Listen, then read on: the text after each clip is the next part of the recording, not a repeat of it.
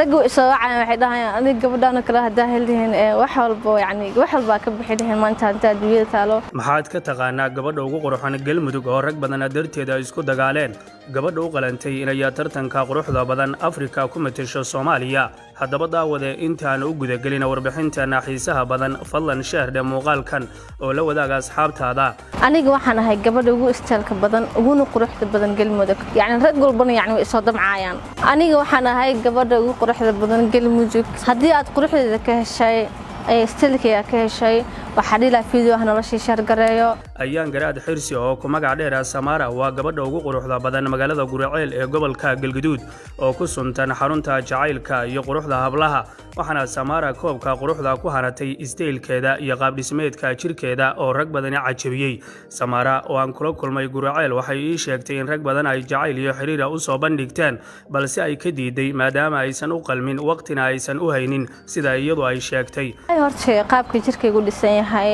sidoo kale tafays aniga fuuxan badan milay yani naan indhawaawina san dheer ahay afqor xul alxamdulillah maxay caawiyaan aniga dadku ay dhaayeen la kula anigana kulankayga yani chance ma hayi saas waaye anigana dadku inta aragtida dad raadiyo boqolkiiba boqol aniga marka wadada ana xataa xishoodo waxaas dhaa maxay dadkana ka soo eegayaan Samaara ayaa dadka aqoonta u leh ee la dhacay quruxdeeda u arkaan inay tahay gabadha u qalantay inay Soomaaliya ku matasho tartanka quruxda ee Mrs Africa balse aanay ka qayb galin tartankii Muqdisho sidoo kale Samaara waxay sheegtay in marka ay dhaxmarayso bartamaha magaalada Guriceel ragga wata baabuurta ama meheradaha kula laamiga hareerihiisa inay ku mashquulaan quruxdeeda haddaba sidee ay Samaara u aragtaa quruxdeeda maxaysa dadka kala kulanta siiba ragga waatan iyadoo ka waramaysa arimahaasi oo dhan markaas meesha dukaanka wax soo qabsan markaan gaari kale ka degmaago rag igu mashquula ama rag gaariyaasha joojinaa way jiraan iyo rag xataa hooshada ka baaqanayo oo dukaamada fadhiyaxta iska mashquulayo aniga ma aaminsani maanta gabar iga qurxoon ee Soomaaliya joogto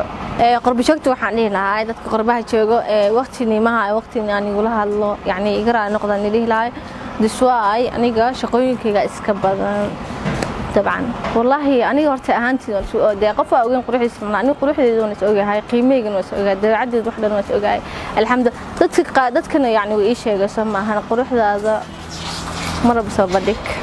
رجوا إسراع واحدة أنا قبل أنا كره ده هلهن وحول يعني وحول باكب حدهن ما أنت دوية ثالو رجوا حاجروا أنا جاب أو سن يعبى أو صدق أفر من سجارة صارت أنا مع إحني أيجا سن تعبى أنا ما ده عبي محي عوي أنا dadku ay dhaayeen la kula anigana kulankayga yani chance ma hayi saas waaye anigana dadku inta aragtida dad raadiyo gabadha way jiraan dad waxa jira gabdhaha aniga comment igu soo caaya matana qurux leh matana xawaan aniga quruxdeeda ana isku qarsan ama caaya ma caaya dikla afkaas ka daalinaan ilaa lahay waxaan aaminsanahay inaan quruxda Afrika maanta aan ka qaadi karo markii galmudug laga soo tago dabcan Soomaaliya dhan marka hadaftan waxaan idhahay waan xanuunsaday alxamdulillah ilaahay baarta mahad iska leh waxa kale tan mana xanuunsanay il bil aadan waaye laakiin hadaftan just wana qaba ragga qaar badan ay kor hadleena jiro laakiin alxamdulillah hadii ilaahay baa mahad iska leh ana hadda marka baxayo hadana adkaar aan aqrisan aniga dhan habeenka ma sii cakaro qarro aan dareema cabsi badan laakiin anoo adkaarta aqrisan ama quraan aqrisan baak ma ka day karo quruxdan horta ilaahay baa siiyay waxa iska keenkeen habeeraatay ma ahan justina waan ag taaganahay qof meeka iyo wax marsiya ma ahan kalsoonida isku qabaa ma fahanteen alxamdulillah waxaan ahay gabadha fashion ka maanta